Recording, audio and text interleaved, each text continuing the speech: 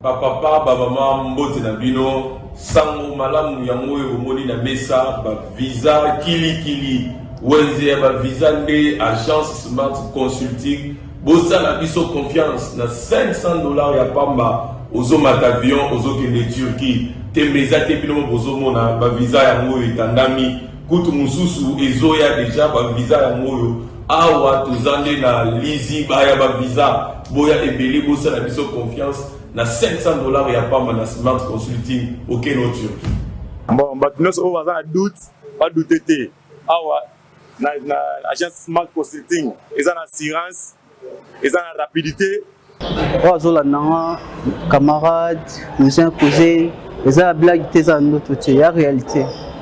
Donc on a fait check doute le roi yo, et check paiement bon on l'a rangé, on s'est retrouvé dans 2 semaines, j'ai pas papier check vraiment agence Smart Cosmétique. Thomas,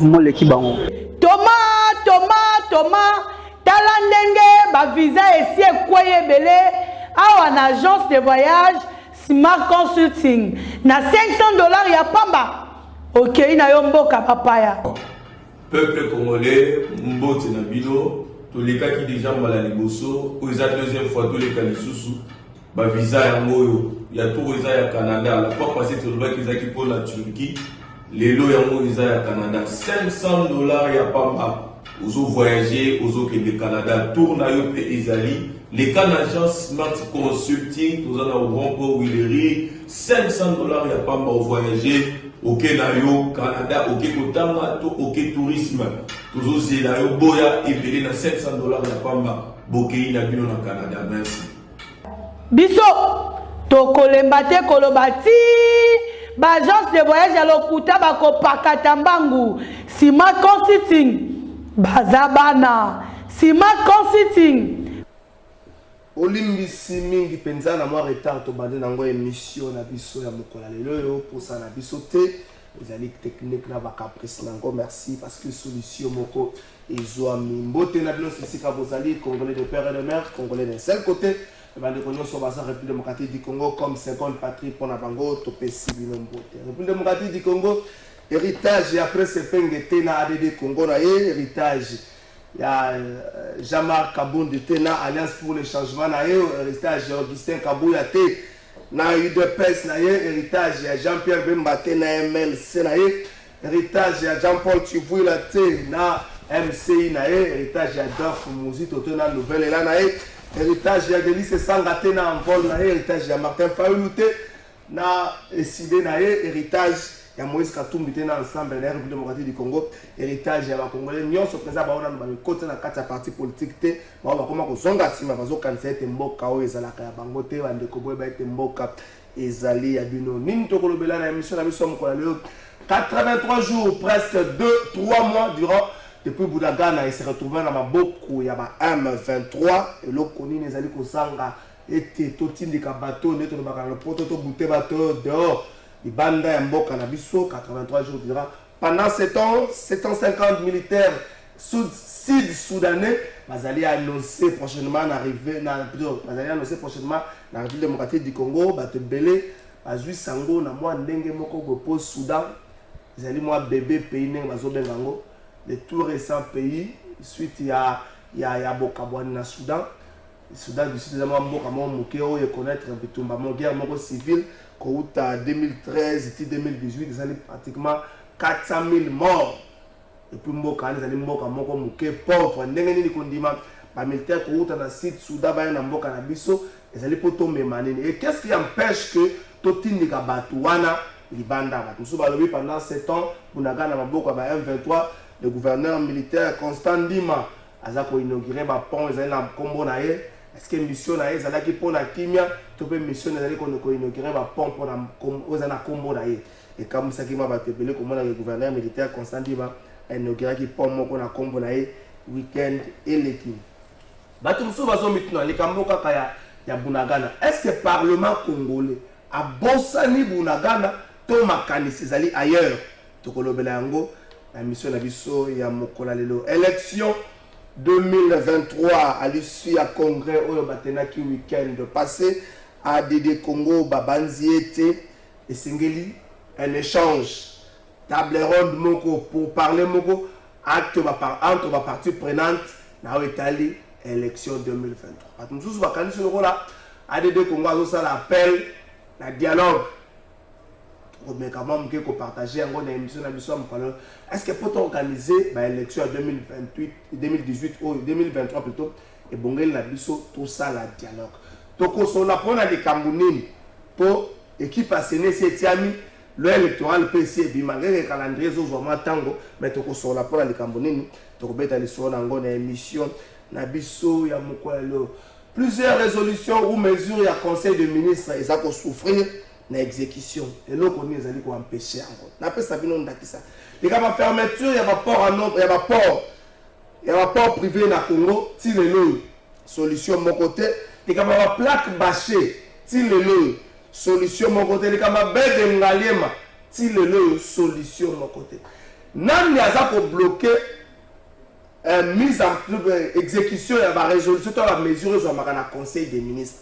Est-ce que na kati ya bato bongeli ba exécuter il y a ba complice bazali pour être ti lelo conseil des ministres ba résolution nango et comment le rôle la ndenge ba annonçaka moni soki parole sous na makasité parole ba na ba lesaka tanga zepsa mwana ko benga na ndako wana mwana zepsa ndako eloko ezaka ba mire kaka na contrat de bail oyo signaka pas baer to baeres mais nous etikali ba kiti ba télévision même libumula onenge zawana za na ngobiso bana.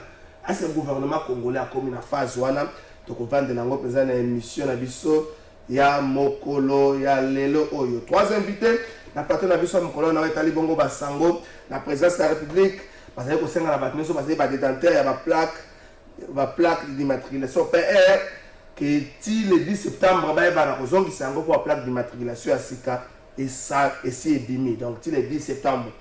Honorable Ados Nomba si vous allez quoi annoncer point de presse mokolo ya mercredi 31 août na siège il y a décidé na kata point de presse wana deux propositions de loi oyo a kopesa na Assemblée nationale la session de septembre yango nde kozala la base oyo boza komona fiche wana bengi bapanzi sango mwa mingi bozala kuna na siège ya décidé mais honorable tika nuka honorable na tuna likambo moko honorable Ados Nomas yo zali député opposition continue ensemble national mais sango les autres pensa na mato ya bato que député zo akamba msusu balobi 21000 msusu balobi 26000 msusu balobi bozaki soki 63000 pour la vacances à Touro honorable Ados Nomba c'est sango wana est-ce que yebi yango pesa biso pole botushaka combien tant que ça sommation à revenir mensuel na bino botushaka combien 21 26000 18 ou 17 ko ça comme compte malamu po na biso. Trois invités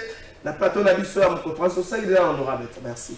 Trois invités la plateau na biso ya mokolo lelo bolembi sisusu to bani na mo retard OK président presse epenge président ADD Congo parti au salaki congrès na yango mokolo weekend eleki na sima ya congrès wana bo annoncé que ce n'est candidature ya Martin Fayulu pour l'élection en 2023 ya mwana msuza na kati ya débat na kota yango pesa mingi tunate de ko presse penge na pression bote la pression bote de côté zo merci les journalistes parce que vous allez journalistes bote na ba ko débatteur bote na ba congolais pe ba congolais ban so bisika bazali merci pour na invitation merci ndeko Flori Batuka la pression pembote ozali moko ya ba président cellulaire ya UDPS na pression mbote mbote ndeko trésor mbote na baninga na plateau mbote na biso lokwa to mesana na bakongomani nyonso particulièrement mokonzi mboka Félix Antoine Tshisekedi Tshilombo mbote na biso topesi na secrétaire général Augustin Kabuya le monabute du chef moto yazali kobunda pona ko maintenir au feu ya UDPS peut ko restructurer et parti pour que à un moment donné bato nyonso bazali na kati ya parti bakoka koassume bafonction elongo bani parce que il faut qu'on rappelle que batexte na biso mwa mingi ezali lisusu adapté te na réalité ya lelo. Je crois que basisa kisantu ezalaki mpona yango tozozela convention démocratique pour bakoucher yango na badécision. Surtout article 23 statut na bino wana esala mbelenga mbelenga kabola bandeko bon. Espérons que nous voir un retour au Brocal. Ça va statut de ma casquette beaucoup sa présidence. Pour article 23 ça qui m'a flou. Ndeko Freddy Kamanda na pession boto zali, nous allons sauter civil. Nous allons sauter civil dans quatre partis politiques te mozali moto yo ako au secrétaire général de l'association moko abandeko na biso bakumba ka moto na pession boto. Note monsieur Trésor Kalafay, je salue aussi la présence de président de ADD Congo et aussi le président cellulaire de l'IDPS sur ce plateau. Merci pour la seconde fois d'avoir m'invité sur le plateau de vérité, qu'on va dire la vérité aujourd'hui.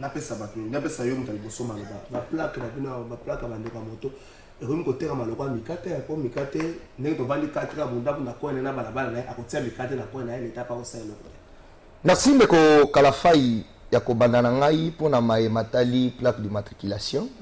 Nakoye bisayo ke mokolo malelo bakumbi tukutuku bakomi ba premier contribuable na trésor public na matali transport.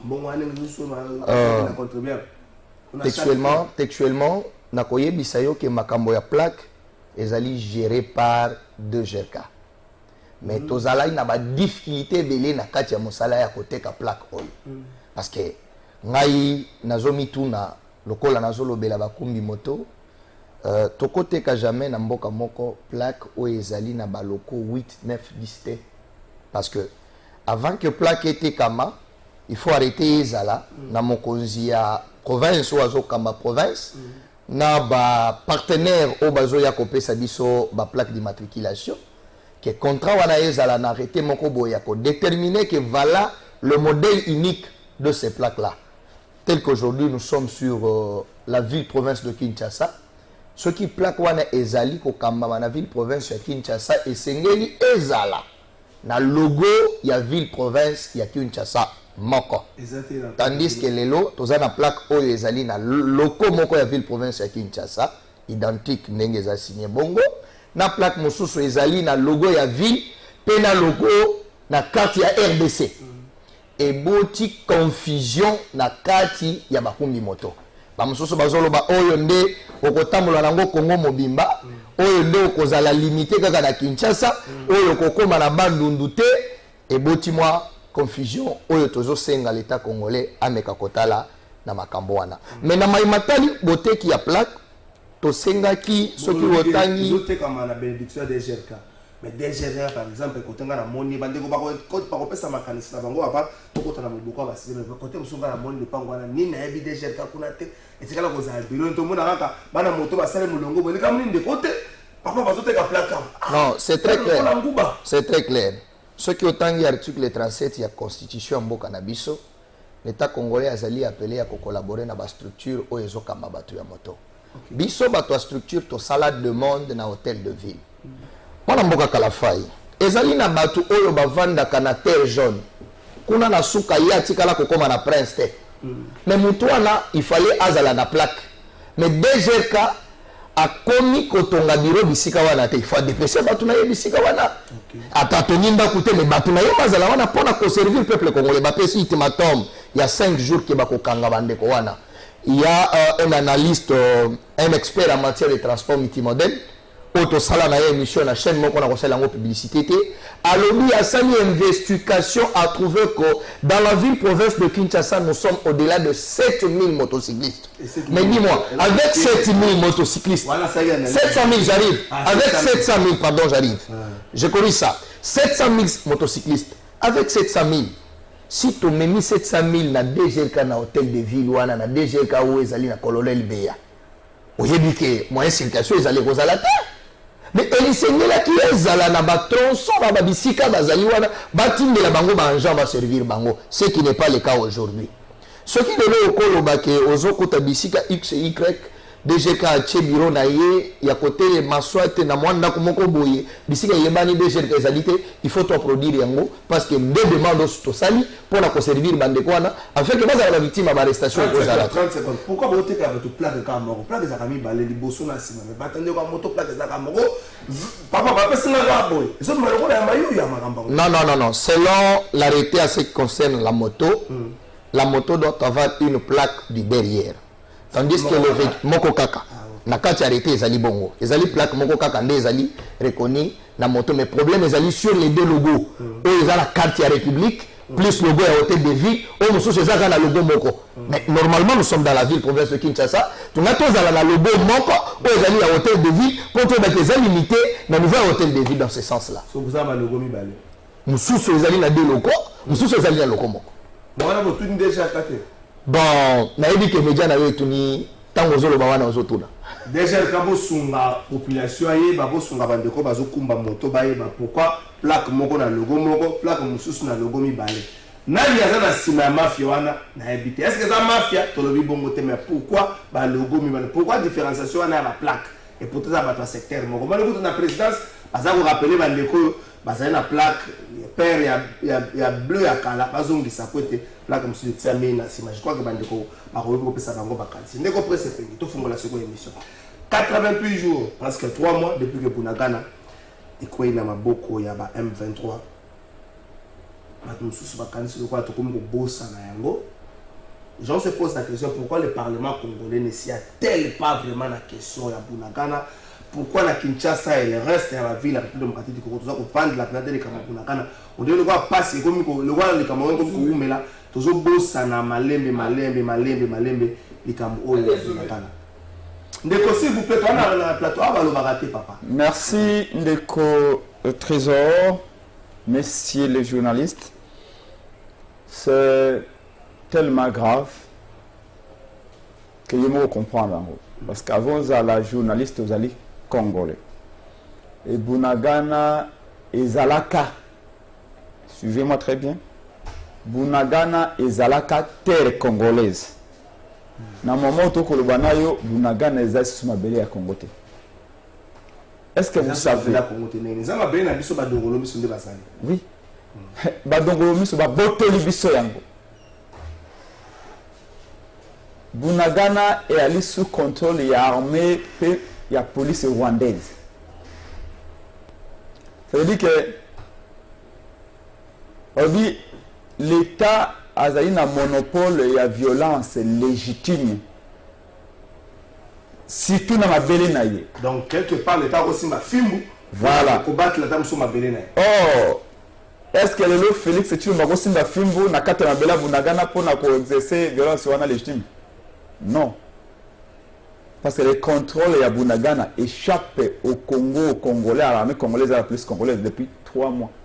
C'est-à-dire que c'est Kagame maintenant qui exerce le monopole de la violence légitime dans Bunagana. Et quand je parle de la violence légitime, je suis licencié en sciences politiques et je sais de quoi je parle. Est-ce que vous dites que dans Bunagana, vous avez des impôts, des taxes, des dépenses? Le gouvernement a communiqué sur ça, qu'ils ont perdre, je crois, dans Bosso, 10 millions, quelque chose comme ça. Le gouvernement n'a même pas honte de le dire. Et tout le rappelle donc, impôts, taxes, redevances, péage à Bunagana, ils ont aucun Kigali. Donc, armée rwandaise, police rwandaise, le service rwandais prennent l'argent du Congo dans Bunagana, les taxes, à Kigali depuis 3 mois. Et malgré cela, à Kinshasa, d'après les statisticiens, il semblerait que Félix Tshisekedi a participé dans un cas de fête de mariage organisé à Kinshasa. Oh, comment ça? On a sur un mariage, il y a moi dans la yo, il y a des connaissances pour me de pas de l'affinité. Donc, Maréchal Mobutu sont payés pour occuper. Du jamais vu. Donc, avec Félix Tshisekedi, on va tout voir.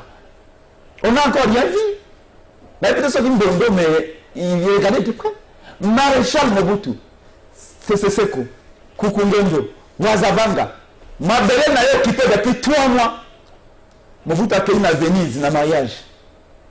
A créé à Venise, na vacances. Est-ce que vous savez la valeur de la terre, Ndeko? C'est un des éléments constitutifs d'un État. Si vous ne l'avez plus. Les communes ne répondent plus aux critères d'un État actuellement. Nakoya, na zongi mo ke sima 2 minutes le kambo ya ba mota oyo parce que na zupe ba na moni na deuxième rue limité d'interpellation nga pona le kambo ngo ba plaque wana. C'est bien. Souci bazui ya ko teke la ba plaque. Mais je crois que ko teke la ba mota ba plaque et avant tout pour créer une traçabilité. Pour identifier bango. Na ok ababi ba statistique il y a 700 000. Je crois qu'à un moment donné, on va devoir prendre une décision de ne plus vendre des motos. Pourquoi ça? Écoutez, si aucun va vivre sur le lieu, par exemple, ville à Paris, au moins, il y a une catégorie de sommes tout cas au centre-ville. Pour créer un embouteillage, parce que l'espace est limité, le parking est limité. Si on est déjà à 700 000 motos, selon la statistique, je ne sais pas ce qu'ils ont livré, 700 000 motos. D'ici 5 ans, c'est aussi une projection. Tu vois, on a combien? On est à 1 million. Dans Banzela Nini, dans Baveni Nini, et la chose la plus grave, c'est le nombre d'accidents provoqués par le montard, principalement. Aujourd'hui, il y a plus d'accidents dans le montard que dans le Mituka. D'où vente à la moto, il y a plus de plaques pour identifier le montard, il faut pas accompagner la formation à la montard. Je vous dis, pour toi, on a une statistique réalité. Ok, la statistique, il peut savoir visibilité. Une idée claire, c'est ce qu'on a aujourd'hui, ce qu'on sera demain. Ce qui va être sur le nombre d'accidents par jour. Je crois que 100 accidents par jour, dans tout ça, il y a des Bagali au cas de la colonie sur l'hôpital, il y a des montards. Attention, les montards ne sautent. Il y a des montards responsables. Au bas de ça, il y a des responsables. Mais un civique qui va les belé. D'où l'État soit au cas de ça commerce. Encore que nous voulons savoir. Il y a 700 000 motos. Mais vous pouvez voir plaque on a combien? $30. $30. Donc il y a au Kende, parce que déjà là on a tout et là bande connexion à montant sur la Singaï. Le go hôtel de ville. Le go vous voyez tout ce matin na DGI qui est habilité à vendre les plaques. Et pourquoi détruire le go la plaque? Bongo ya moto comme on a et que c'est un scandale quand le coup en bongo ya ram. Président qui va c'est exactement ce régime ici du braquage électoral, qui est né dans la fraude de la tricherie. Tout ce qu'il va faire, c'est toujours la fraude. Donc nous voulons ici que Batek va plaque et comme on va gâter, est accompagné de la montagne d'information pour être beaucoup plus responsable pour éviter l'accident. La zone 1 minute, on va Bunagana. D'accord. On va Makambasi du Soudan. Non. Voilà. Alors, donc pour Bunagana, nous pensons que on a même l'impression que soit le régime Oyo a fait des alliés complices, soit des alliés incapables. Parce qu'on ne peut pas comprendre que le chef d'État, tel sommet autour du canal Sadek Awaboy, le chef d'État va venir ça pendant 4 jours. Si il communiqué dans Bango, il y a le chef d'État, il y a Sadek. Il y a quelqu'un qui va le dire, c'est Bunagana. La Sadek exprime ses inquiétudes sur les événements qui se passent à l'est du pays. C'est-à-dire que d'exprimer inquiétude. Merci. Et dans l'occupation de Bunagana, un événement comme un mariage, comme un match de football. Alors que normalement, le communiqué final à Sadek, à Ouana Congo, ils auraient dû dire que la SADC condamne l'agression du Congo par le Rwanda. Non, par le bio, on exprime les simples inquiétudes, comme si tout était normal. Mais tout ceci est fonction du comportement léger des 5 gouverneurs du Congo qui ne montrent pas souci de la Bango. Pour ça, c'est le Kamba Bunagana. Merci, mais je crois que la SADC a soutenu, s'est opposé directement à la pression. Faux. La journaliste, la tire au défi. La seule communiqué final, il y a SADC. C'est dans un communiqué final sanctionnant les travaux qu'on voit ce type de déclaration. Or, dans le communiqué final, on parle des inquiétudes. Même si le SADC a condamné la question par le Rwanda. J'ai un texte sur ça avec moi. On a un texte sur le contraire approuvé. Merci. Calcul simple. Si on a vu 700 000 motos dans la Kinshasa, on a 32 $, et on a 22 400 000 $. Ceux qui vont découvrir sur la plaque, on a 22 400 000 $. Ndeko Freddy, alors va dire que les alliés, bango, malgré la statistique, il y a des communes qui évoluent dans le secteur de transport. À Sali, 700 000 motos. Un expert. Un expert. Ce que nous avons déjà le cas de moto, 22 400 000 $. Ngaya ngalité, ndeko pas tenir un message. Merci ndeko un message non. Ndeko Fleury. 3 mois presque pour nous gagner dans Maboko, il y a M23, mais on ne sent plus la rage de là qui n'a débuté au Bounaga de Koyaki. On ne sent plus les Congolais soudés derrière Bounagana aujourd'hui. Il y a un relâchement, comme Kobosa Nango. Le Parlement, n'en parlons même pas, à Bossani Naye. Est-ce que cette partie, il faut tout Bossa Nango et qu'elle est définitivement la bataille contre la République démocratique du Congo ou encore le gouvernement sur le Barango, la stratégie militaire, on ne peut pas le mettre sur la place publique. Merci Ndeko Trésor. Mais Nego Samba Kongoma n'était Bounaganda 3 mois, oui. C'est un fait. Ils ont solo parce que nous avons récupéré parti ou en okay. Mais la question, ils ont malamou, est-ce que Tobosani, est-ce que le gouvernement Betty Kara, Parlement Fandi, d'entrée des G, Nalobi, non. Parce que faut que Samba Kongoma n'était. Et là, on va bien la gestion. Gestion est une démarche. Gestion est la démarche. Il faut battre la situation au Tokuta qui na est. Tokuta la situation va couper de groupe. Tokuta Kodeko ça la rage na est. Il faut battre le gouvernement à mettre un effort et belé. État de siège et tout et consort. Mais comment nous gérons la situation? Il y a Bounagana. Omoni to sakoshaki na ba assise ya Nairobi. Na ba assise ya Nairobi to yokana ki tolobi et sengeli ba groupe armé nyonso étranger bazonga na bamboka na bango oya biso ya awa. Nous avions déjà mis en place un programme autogo ko insérer bango et puis ba oyo ba koti atembi ba o ba ko kate nous allons mettre en place une force régionale pour neutraliser bango nyonso. Je crois que c'est une démarche, il faut pas comprendre.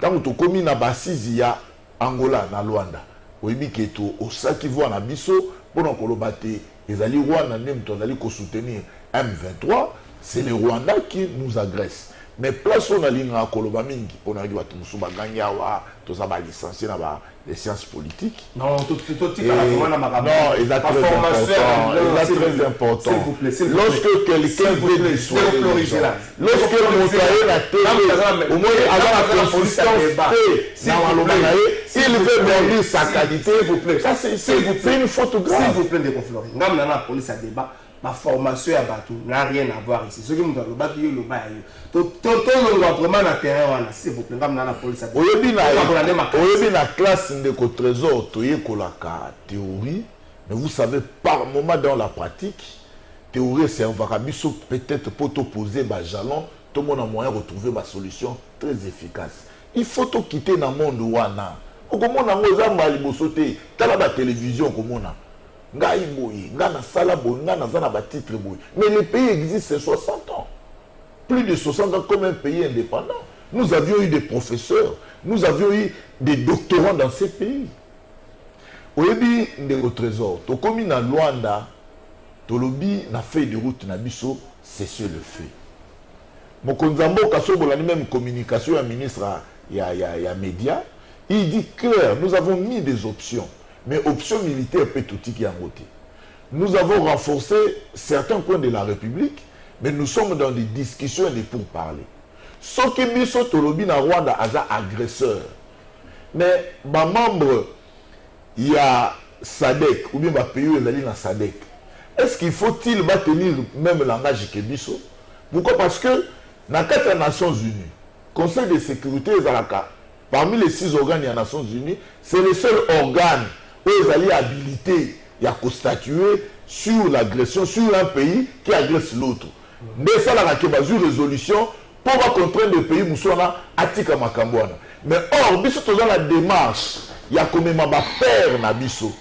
ya komema bapays nyonso oza na sous-région bacomprendre cause na biso tozwa poids na cause na biso pour que basolution na biso ezala durable tosoki tolobi yango awa ndeko trésor na baémission ebele tolobi armée c'est un domaine de secret tokoki koya te na tv tobanda koyebisa bino makambo armée eza kobongisa mpona kolongola to kobengana monguna place wana parce que situation tolobaka ya bunangana te ndeko trésor situation mais les gens aussi n'auront pas tort ceux qui vont se plaindre qu'ils ont mais là non ça dit quoi biso to reconnaître vraiment ndeko trésor moni ndenge bandeko balobi ya makambo ya moto et tout et consort il faut bato comprendre que na régime na biso nous acceptons ce qu'on appelle la dénonciation parce que dénonciation c'est une manière au peuple a participé à la gestion paye en boca. C'est pas pour rien, chaque vendredi, il y a un compte rendu à conseil des ministres. Si le peuple n'est pas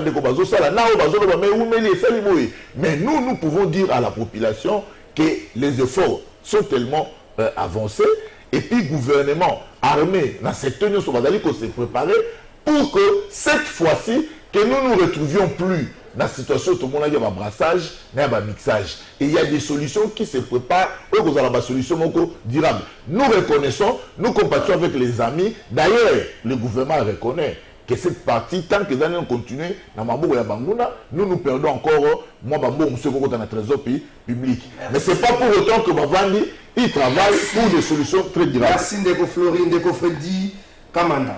On annonce très prochainement arriver à 750 militaires sud-soudanais dans la République démocratique du Congo. Cette annonce, c'est ça,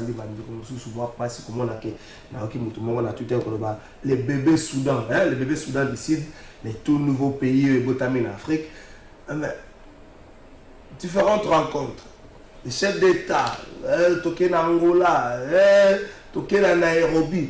Mais 3 mois durant, Bunagana et Tikal na Maboko, il y a pas un certaines personnes diront que tu bosses le reste des pays tu bosses mais on ne sent plus une pression au Parlement congolais et pas il y a un gouvernement, c'est aussi ça qui choque les Congolais. Messieurs les journalistes, et qu'à la fin, je demande à votre police des débats afin que cette édition soit un peu du tout pédagogique. Parce que toujours ça et la débat, j'ai plus vite compris que la politique nous influence de beaucoup de choses.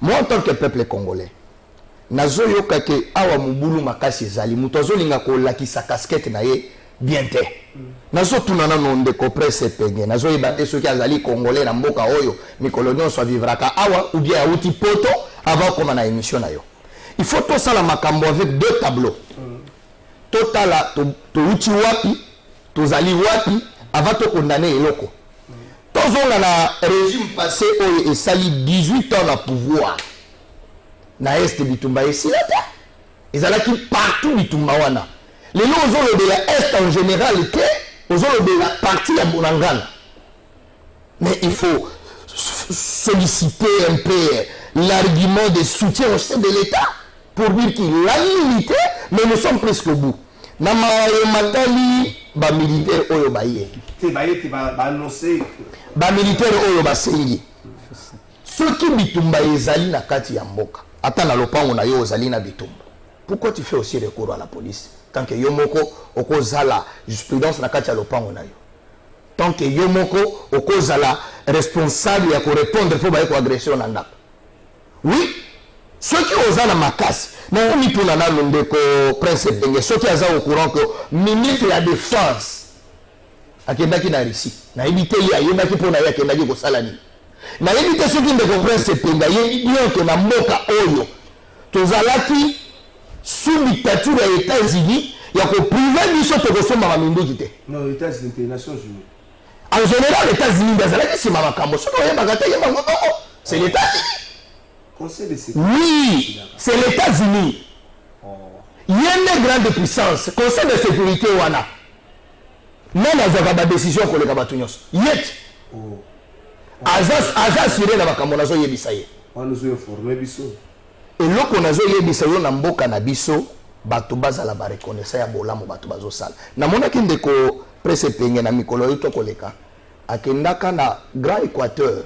Akeko kanga photo na kamwa tout de contrôle moko boye oyo batonga te na mboka wana azolo batala mboka na biso aéroport mobimba eza na tour de contrôle te mais bisika bola mobanzela batongaka bamakambo wana mbasalaka pona nini alekaka wana te mpona koproduire te c'est arrivé de mauvaise foi.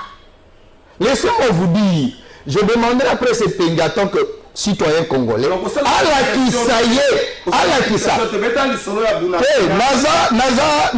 naza généraliste na makambo wana bunakana c'est un dossier qui doit être géré par les chefs de l'État et notre armée. Biso toko bimisa awana mais c'est que voilà ce que l'armée a préparé tant que to siège à l'armée c'est comme côté mais na analyse ozo sala pona mboka wana ko ebe mokonzi ya mboka na bitumba wana ezo salema kuna il fallait biso nyos eza la opposition majorité société civile tozo bitumba wana ko eza mabele na biso uti kolobeza kitenya mabele na biso toko ndimate ebunga mais quel est l'effort que l'opposition a fait dans cette histoire? Quel est le conseil que l'opposition a donné au chef de l'État actuel afin de décanter la situation? Mais lorsque l'opposition a dit il faut plus, on a reçu l'appel pour c'est le dialogue. C'est le dialogue pour avoir des sièges. À l'introduction, il nous a dit c'est le dialogue pour gagner des élections. Donc c'est les intérêts. C'est là, c'est là qu'il y a comme dans sa police à débat. L'opposition a proposé nous. Mais quand l'opposition a dit on a besoin d'appel dans la force étrangère. L'armée congolaise, c'est pas une proposition. Mais pourquoi le ministre de la Défense est russe? Pourquoi? S'il faut fournir les efforts. Pourquoi? On l'a présenté déjà. Ils étaient allés là-bas. C'est pour renforcer l'armée. Il faut se poser la question. Okay. Oui, il n'est pas au niveau de ça. Okay. En plus, après, c'est pas un temps, on va réagir. Bongo, trop changer thématique. Après sur 1 minute 30 de réaction. Donc on a juste très bien. Oh, monsieur, un peu plus. Après sur 1 minute 30. Au moins, les alliés, et c'est qu'à réflexion. Plateau de quoi? Plateau de vérité. De vérité. Mokolo, comme ça, mon plateau de mensonge, n'a qu'à aller se souter. N'a qu'à ça, le recadrage pédagogique. La bande de Konangami balai à IDPS. Je ne suis pas de l'IDPS. Non, à l'IDPS, c'est très bien. Donc, on se voit à Taliban. Il y a le Bosso. Un État a une police pleine armée. Pour protéger les citoyens et pour protéger l'intégrité du territoire. Rôle, il y a pour protéger donc le territoire, les citoyens et les biens, et il y a armé dans la police congolaise. D'abord, ma belle Nabino de peste, c'est que vous pensez que rôle est comme rôle à Monusco. Rôle est comme rôle à l'armée rwandaise, ougandaise, burundaise, kenyane. C'est fausse piste à l'Bosso Boussali. C'est comme ça que tout le monde qui a Mokonzambo, Martin Fayoulou, Bana Lamouka, Dede Komona, à partir de tout ça, il va marcher pour nous soutenir l'armée congolaise. Parce que pour nous, l'armée congolaise, c'est sa priorité au sein de mon parti politique. Il y a un président nommé par Kabila, un président élu par le peuple. Fayoulou reste celui qui a été élu par le peuple. C'est la vérité. Vous bien pour voter qui. Oh, voilà, notre Covid. Donc, Monsieur Félix Tshilombo a tout faux. Tant qu'on a décrété l'état de siège, comme l'état de piège, 2 semaines, 2 mois après, IPDF, armée ougandaise et Yé, avant même qu'il y ait ça communiqué, tu sais, M. Félix Tshilombo, oui, nous sommes en guerre, mais contre qui? Alors, décrété l'état de siège, la guerre, le victoire a annoncé avec l'état de siège, parce qu'il y a un régime exceptionnel, contre qui? Alors, non, ils allaient contre les groupes armés. On a dit non. Il faut que Benga Mboa Niao Niao. Nous avons agressé Bisso et Ali Kagame. Félix a dit non, non, Kagame est mon frère. Kagame est mon allié privilégié. Kagame est mon ami. On a dit à Félix Tshisekedi, Kagame ne peut pas être ton ami, ne peut pas être ton frère, ton allié privilégié. Regardez le rapport mapping. Félix a vu le temps de rapport mapping. Alors, on a place à rapport mapping, on a préféré justice traditionnelle. Parce que pour laisser Félix venir des tests, la guerre de l'Est, c'est une guerre entre les communautés. Deuxième fausse piste. La guerre avec la guerre avec les communautés. Du reste, nous ne sommes pas des communautés, nous sommes des tribus. Or, il faut renvoyer ces gens à l'histoire du Congo. Y compris M. Félix Tshilombo. Comment ça? Tu as dit l'opposition de Félix. Tu n'as pas dit. Tu vas mettre dans Kabila Nil. Kabila Ndazali Mogomi. Kabila Ndazali Moloki. Kabila Azali Rwanda, Azali allié à Paul Kagame. Mais Félix arrive au pouvoir, il lui fait de Kagame son allié principal. Pour la parce que sans Kagame, il a comme président à Congo. Maintenant, la question est de savoir, parce que j'ai entendu ici, oh, tu as qui guerre, papa, pourquoi tu n'as pas Kabila Kendi? Tu as déjà Kabila a échoué dans le Kamebele. Pourquoi tu n'as pas Kendi? Pour Moutakoya, à Bongola, à Tchansara, Malamu. Mais voyez, oh non, la guerre n'a pas commencé aujourd'hui, on a trouvé, on ne fait pas appel à l'histoire pour chercher à s'esquiser. On doit utiliser l'histoire comme une boussole et l'accepter, c'est au Kenda. Donc, Nakoloba, pour la Likambo Yabudaga, na précisément pour chuter, Soudan du Sud est le plus jeune État du monde. C'est ce que je dis. Autour le Bango. Créé en 2011. Le Soudan du Sud a sécurisé l'État comme le Congo. En sachant déjà que l'armée burundaise est déjà là-bas à l'Est. L'armée à Burundi. Et ça déjà dans l'Est. Et Burundi, alors le groupe armé, notamment Red Tabara. Il y a quand même un siège à décider, il y a des députés Jean-Baptiste Kassé, quoi. Entre la vérité et l'inabisso à comment. Le problème, c'est qu'on a l'impression que l'IDPS ne comprend ni la géostratégie, ni la géopolitique, ni les jeux, les enjeux militaires dans cette sous-région. Merci. Je chute. On a même appris la révélation Jeune Afrique qu'après l'armée burundaise, eux ils allaient dans l'Est. Après l'armée ougandaise, eux les Yaki, pour la question on état de siège, parce qu'à l'autre quand ministre de la Défense, quand vous décrétez état de siège, ministre de la Défense, ça va dire Kalbi état de siège, ils allaient planifier. Ministre de la Défense, ça va tenir ici. Alors, état de siège, ils allaient planifier. Vous voyez, une confusion à vous. Merci. Madame Balé, une seconde. 10 secondes. Dans 7 ans de lutte, vous l'équissez pour nous retrouver papiné. Votre ministre dit que vous n'avez rien planifié. Quand vous ne planifiez pas votre émission d'écho, émission de grande émission va planifier. Bon, vous avez armée ougandaise, les Alikuna. IPDF faisait dans l'Est. Vous avez armée burundaise. Vous avez armée la Soudan. Alors, vous avez une révélation Jeune Afrique qui est donc une milice privée. Les paramilitaires dénommés Wagner. Il semblerait, selon Jeune Afrique, que le gouvernement congolais avait signé l'accord avec Wagner pour aller au Congo, Baris c'est dans la Sud-Afrique, au bazar na pays Mali, au bazar de Basikuna, ba Pierre de chez Kuna, ba ya peine est à Bokanabiso. Mais finalement, on a tout le 5 secondes comme le quoi tout à qui se va. Mais comment ils vont coexister ensemble à l'Est? S'il vous plaît, vous êtes en train de compromettre la sécurité d'un pays pour des années. Merci. Et Kabound a bien raison. Régime est véritablement un danger. Merci. Vous avez monté vos limites, mais c'est que vous ne venez même pas ici. Je comprends, s'il vous plaît. Je comprends pourquoi Félix va communiquer. Parce qu'il comprend que même ces communicateurs ne sont pas à la hauteur. Ils ont voulu Félix va communiquer à la télévision. J'ai un débat contradictoire contre Félix. Et je vais vous démontrer qu'il ne maîtrise absolument rien en matière de sécurité à l'est du pays. Merci pour ce pengue. Nous avons dit comme un message le premier ministre de la Défense qui a l'unité pour aller solo direct avec la Russie qui n'a pas participé à Expo Russe, ça le marque chaque année. Donc chaque année, Expo Russe, ça le marque à niveau de la Russie. Tout changer thématiquement. Je crois que dans 2 minutes, nous avons fleuri au résultat de revenir dans ma Cambouane. Qu'est-ce qui fait que la résolution peut pas mesurer dans le Conseil des ministres et ça l'a exécuté? Les Congolais, comme oui. À chaque fois que contre le Conseil des ministres, ça le marque à les Congolais et Cindy Bissou. Mais maintenant, vous avez la résolution et ça les macatés. Qu'est-ce qui fait? Qui bloque cela? Est-ce qu'il y a des gens qui tirent officiels qui m'ont cambré ça les matés ou parce que la carte est gouvernement ou parce que l'équipe a battu pour exécuter? Mais il faut qu'on appelle sur 2 minutes. Mais 2 minutes, non, répondre parce que je suis Soudan dans le bien côté. Oui, il y a 2 minutes. Que la bataille est non, vous avez j'ai répliqué. S'il vous plaît, ce sont des faits. Quand on a il est très essoufflé. Pièce contre pièce. Et tout simplement, on dit le sondage et Matissimo Konzamboka.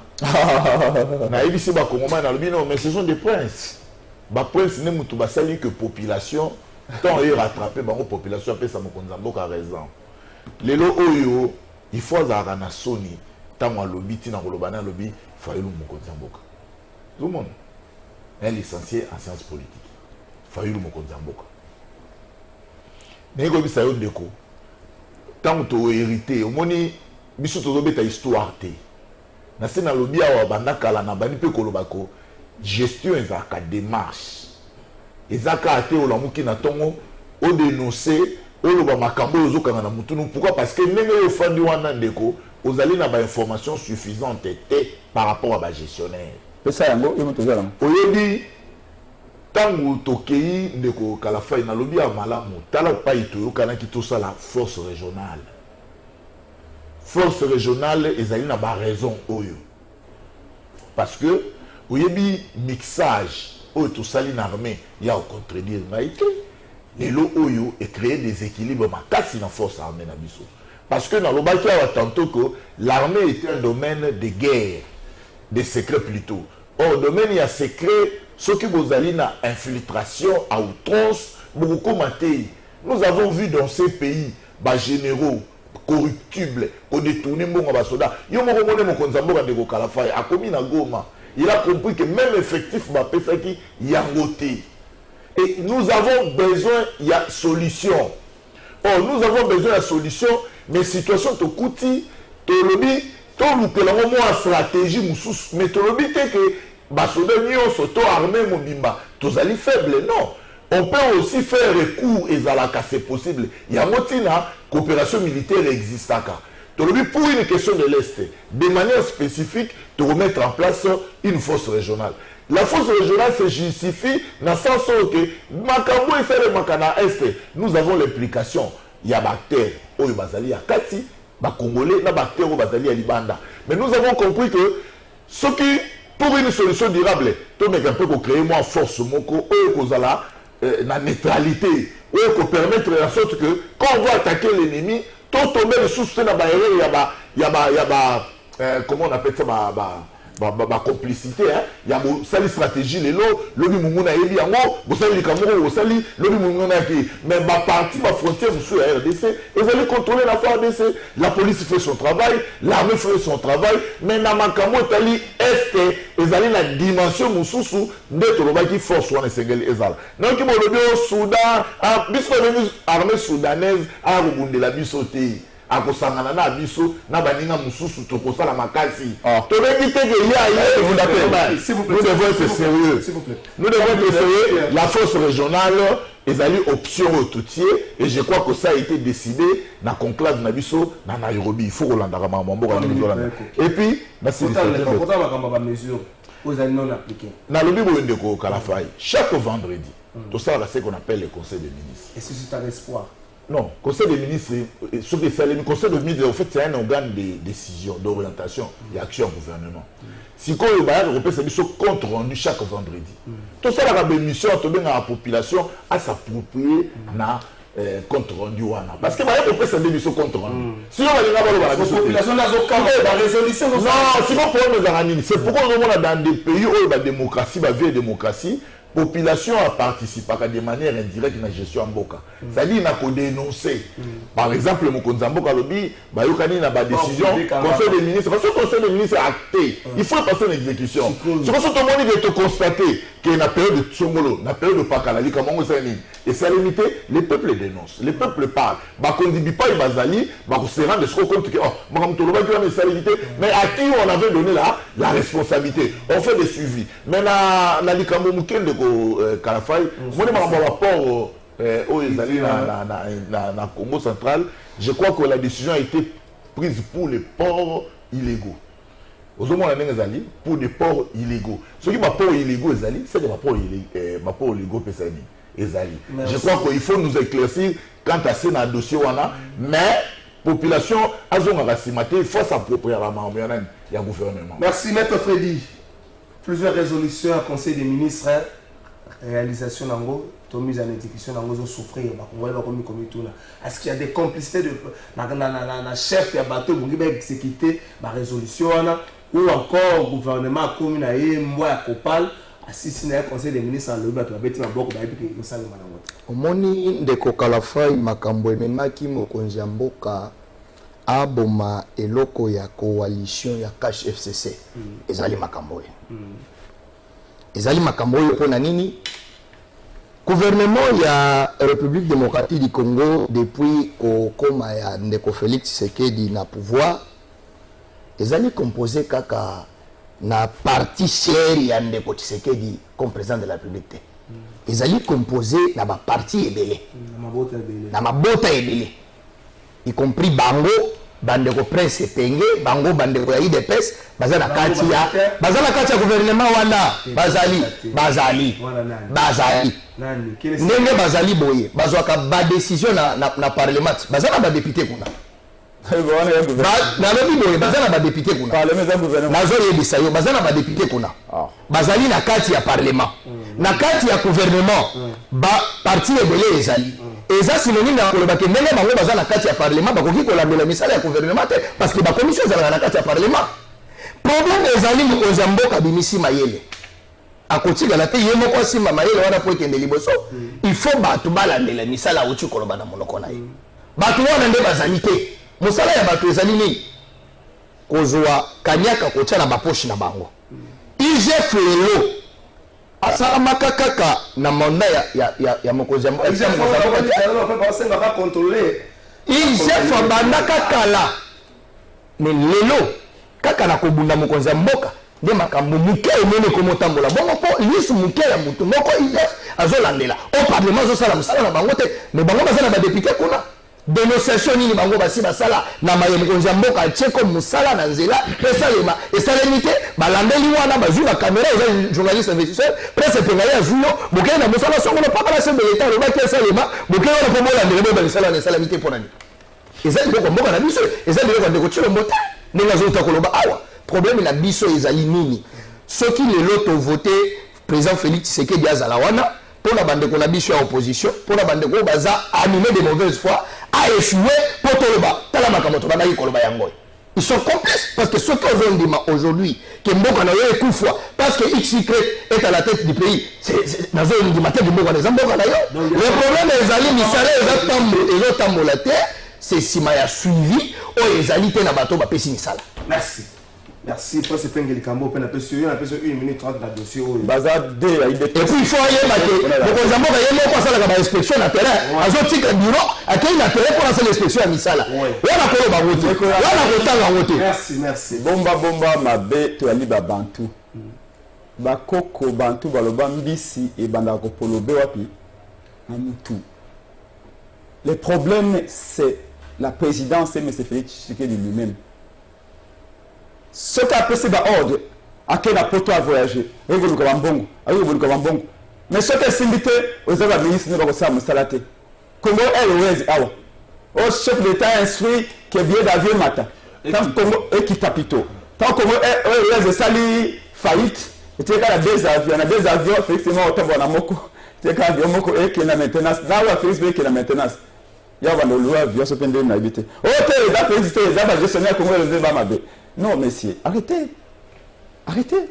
Quand il était en état de siège, il a planifié.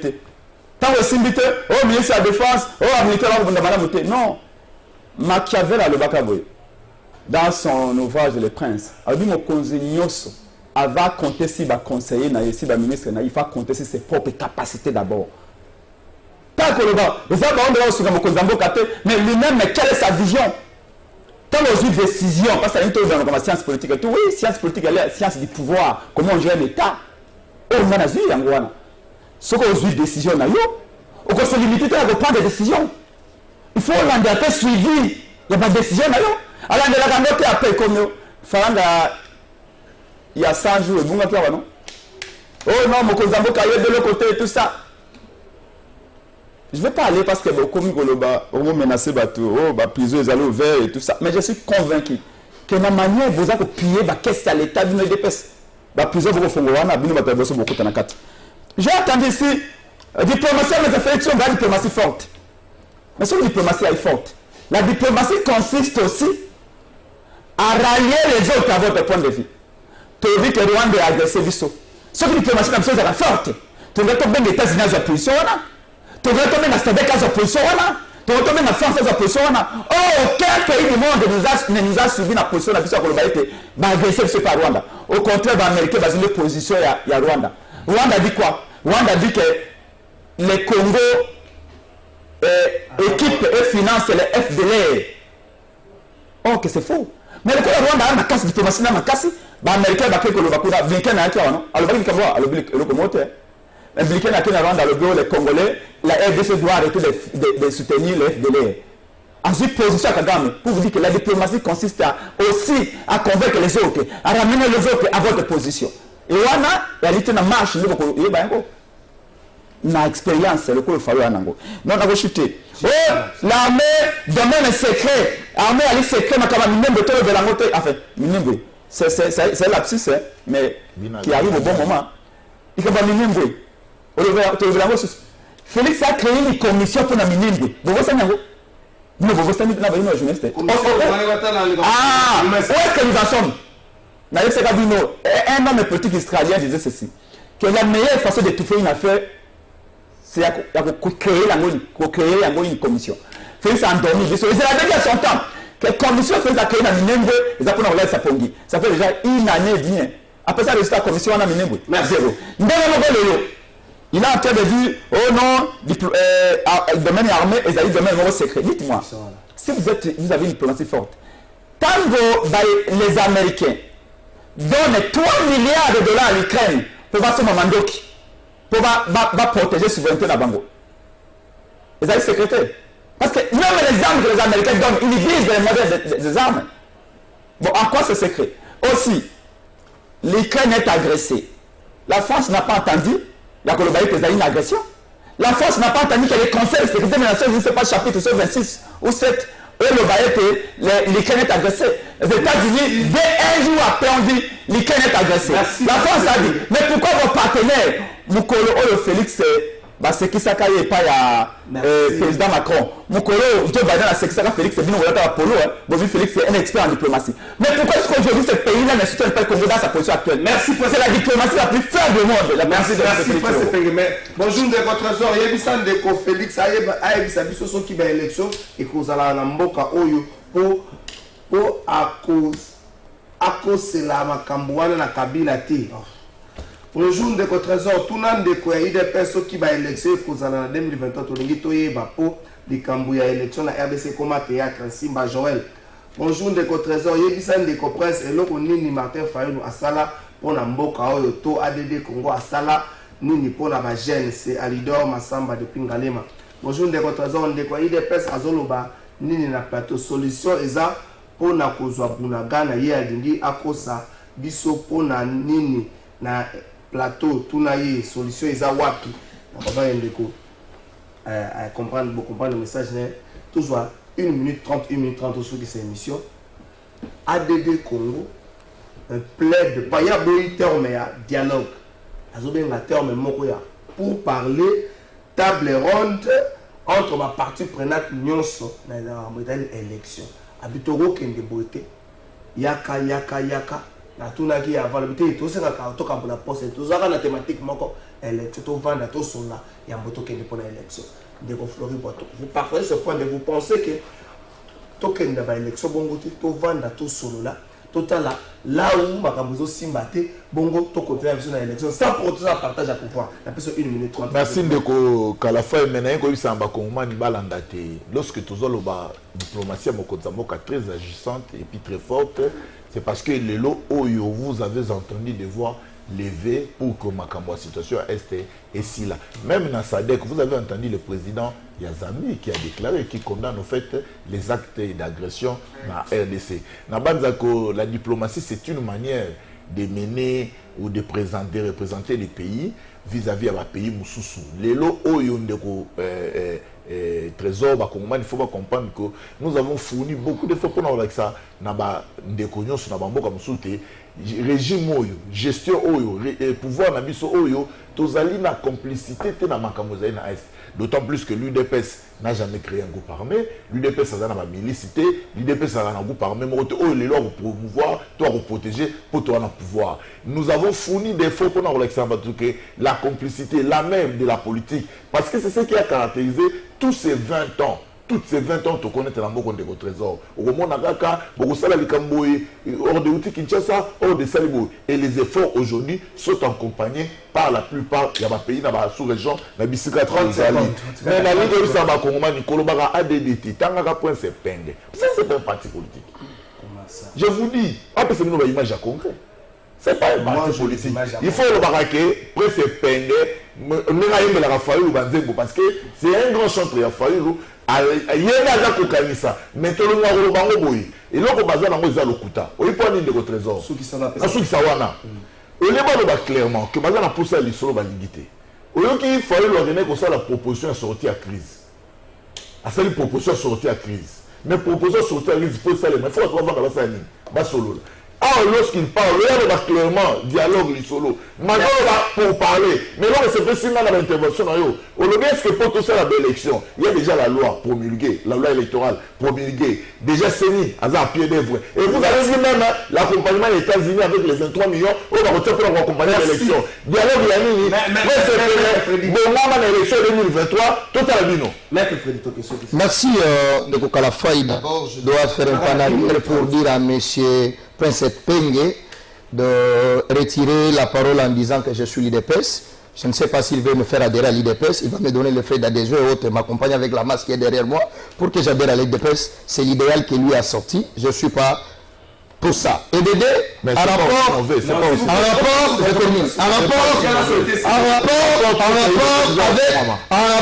avec le dossier dialogue, ce sont deux aventures pures et simples. Comment veut-il dans ces pays? Je vous dirais que c'est Kanima qui peut déclarer aujourd'hui qu'il n'y a pas des élections. Là, on va voir quel mécanisme appliquer. Mais on peut parler de dialogue aujourd'hui si Kanima n'a pas déclaré quelque chose. Et pour terminer, M. Kalafoy, je vous dirais, les aventures qu'on a suivies avec nos amis politiciens ici nous a inspiré aussi. Comme nous avons la masse derrière nous, nous allons affronter avec lui ensemble les élections qui vont venir en 2023. Merci. Sougisa. IDPS a la masse de côté Nassima, Nali Kinois. Dis que tu marches. Prince Penge à côté de Bolo. Mais Fayou, le gars, il y a Ottawa. C'est un kino. À Ottawa, du Fayou, à Ottawa. Au monde de Bazar, j'étais. Prince Penge le 21 décembre 2011, j'étais arrêté au camp Tchatch. On a tout vu. Bon, on a masse de mon côté. Tous les vrais combattants IDPS, c'est Bakima. Bah, c'est tout. Oh, sondage. Sondage, il y a le couteau, on va foutre, on voit ça, un sondage. Mais il y a un moment où s'il vous plaît, il y a aussi timing Nabino. À 45 secondes à souffler. Non, on va clôturer. S'il vous plaît. Bolanda qui véritable sondage, il veut dire qu'il a tué Makona Tchango. Boulevard Wana et Kangana à moins de 2 minutes. Véritable sondage, on a le plus populaire, c'est tout le monde sait. Maintenant, on a vu ça. Dialogue, non, appelez ça dialogue, cogitation, tout ça. Kabila a ça 3 fois dialogue pour nous partager le pouvoir. Et Penge, il fallait le tokendate.